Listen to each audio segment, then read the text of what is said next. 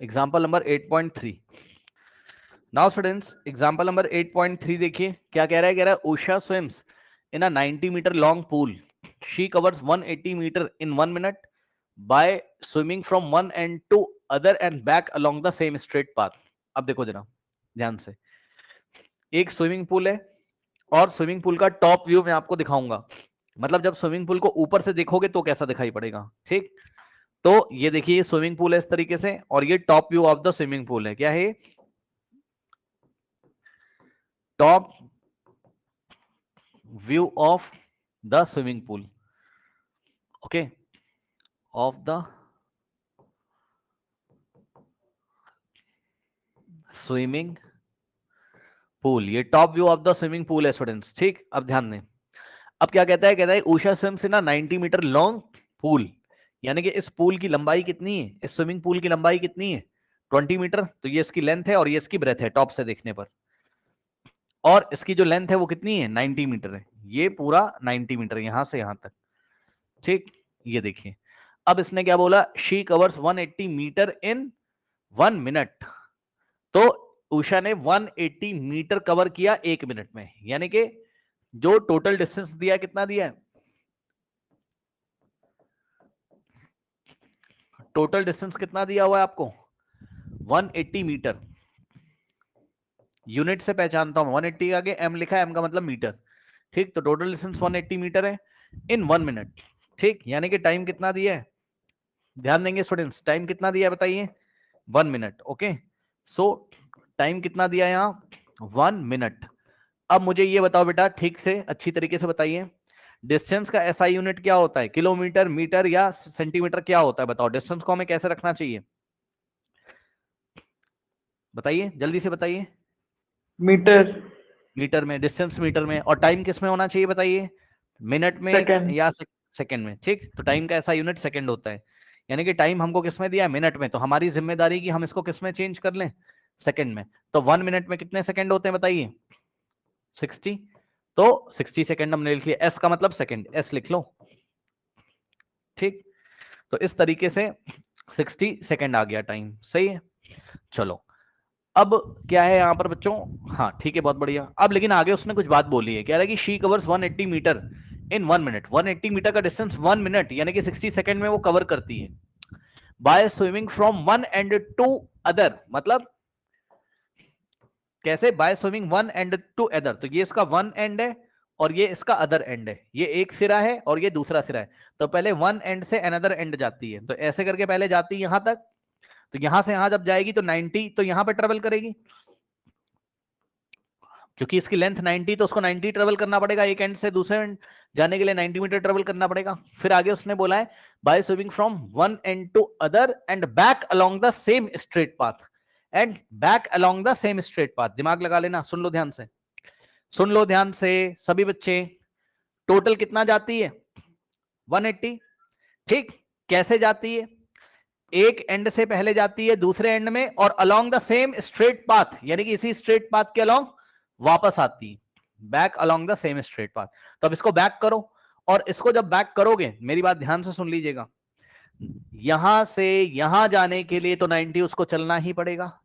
अब वापस कितना आई है ये निकालने के लिए ध्यान से सुनो, टोटल डिस्टेंस कितना था 180। तो यहां से यहां जाने में 90 चल चुकी है, तो कितना और चलेगी अभी वापस आने में, रिमेनिंग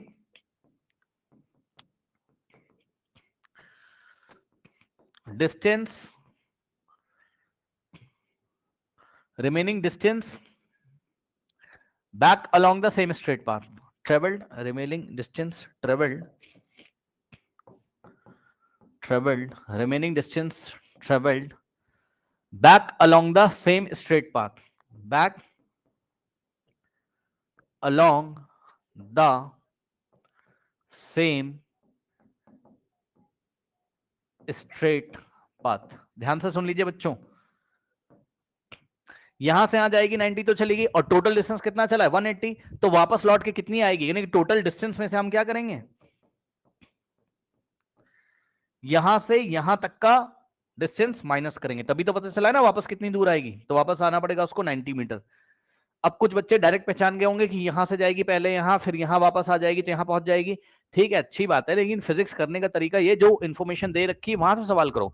उसने बोला टोटल डिस्टेंस 180 है, तो भाई 180 में से एक बार यहां से यहां गई 90, तो जो बचा हुआ डिस्टेंस है, क्योंकि 90 तो कवर कर चुकी, यहां से आने में 90 कवर कर चुकी, तो बचा कितना, 180 माइनस 90, 90।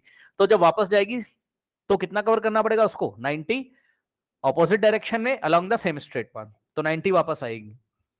ठीक, तो यहां से यहां, अब मुझे बताओ, मान लो पॉइंट ए से चली थी और पॉइंट बी पर आ गई और वापस बी से ए गई, क्या कहानी चल रही है यहां पर, ए से पहले बी गई और बी से वापस ए पर आ गई, तो मुझे बताओ डिस्टेंस कितना और डिस्प्लेसमेंट कितना, बताइए।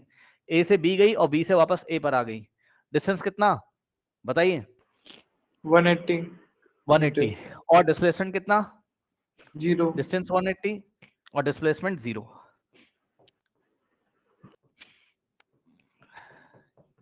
क्योंकि जो इनिशियल पॉइंट है वही फाइनल पॉइंट है, ये डिस्प्लेसमेंट हो गया। ठीक, बहुत बढ़िया। अब देखते हैं सवाल क्या पूछा, फाइंड द एवरेज स्पीड।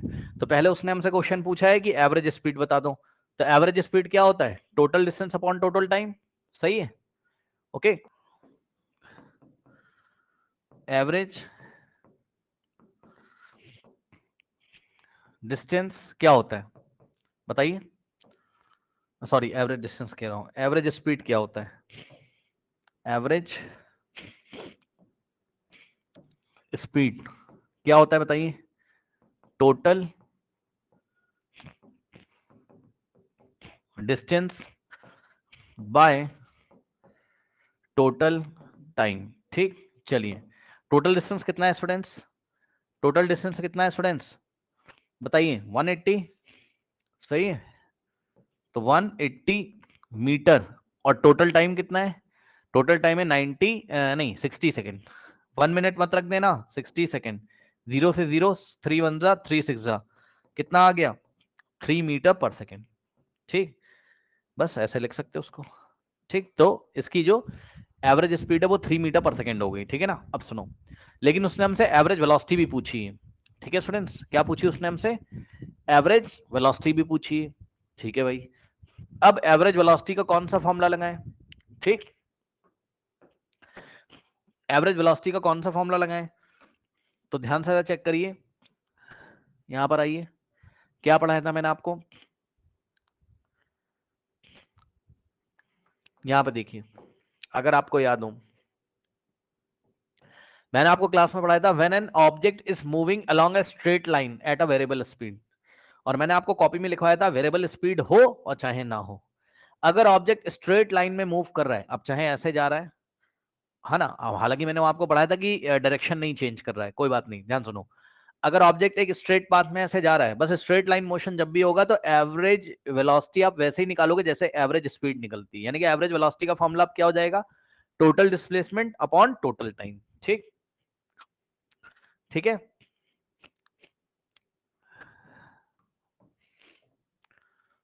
ये वाला फॉर्मूला कब लगता था एवरेज वेलोसिटी का, initial velocity plus final by 2, जब हमें कांस्टेंट एक्सेलरेशन दिया रहता था। बट क्वेश्चन में ऐसा कोई कांस्टेंट एक्सेलरेशन वगैरह भी कुछ नहीं दिया हुआ है, जब velocity is changing eight uniform rate होता था, ऐसा कुछ नहीं है यहाँ पर। ठीक, तो हम क्या करेंगे भाई, सीधी सी बात है, ना तो कोई इनिशियल वेलोसिटी दी, ना तो आपको कोई फाइनल वेलोसिटी दी है ना, तो उसकी तो कोई बात ही नहीं करी, और मोशन स्ट्रेट लाइन में हो रहा है, स्पीड वेरिएबल हो चाहे ना हो उससे आपको मतलब नहीं है। तो यहां हम क्या लगाएंगे, सिंपल फॉर्मूला एवरेज वेलोसिटी का, एवीजी, एवरेज वेलोसिटी का सिंपल फॉर्मूला आप लगाओगे क्या, total displacement upon total time, total displacement, या आप इसको नेट डिस्प्लेसमेंट भी बोल सकते हो, total displacement divided by total time. ठीक, तो यहां से आ जाएगा क्या, एवरेज वेलोसिटी, टोटल डिस्प्लेसमेंट कितना है बताइए, 0 मीटर, तो टोटल डिस्प्लेसमेंट हो गया 0 metre divided by total time कितना हो गया, 60 सेकेंड। अब ध्यान दो, 0 अपॉन समथिंग, बताइए 0 के नीचे कोई नंबर आता है तो आंसर कितना होता है, 0 अपॉन 60 कितना हो जाएगा बताइए स्टूडेंट्स, 0, 0 के नीचे मैथ्स वाली क्लास में मैंने आपको बताया 0 अपॉन 60 कितना होता है, 0 और मीटर पर सेकेंड, तो ये लीजिए। अच्छा एक बात और है, कुछ बच्चे पता है क्या बोलते हैं, कहते हैं एवरेज वेलोसिटी 0 है। ये गलत आंसर है आपका। एवरेज वेलोसिटी 0 मीटर पर सेकंड है। ध्यान दीजिए, अगर आप यूनिट नहीं लिखोगे तो आपको मार्क्स नहीं मिलेगा। ठीक, तो एवरेज वेलोसिटी कितनी है, 0 मीटर पर सेकंड। बताइए कोई डाउट है?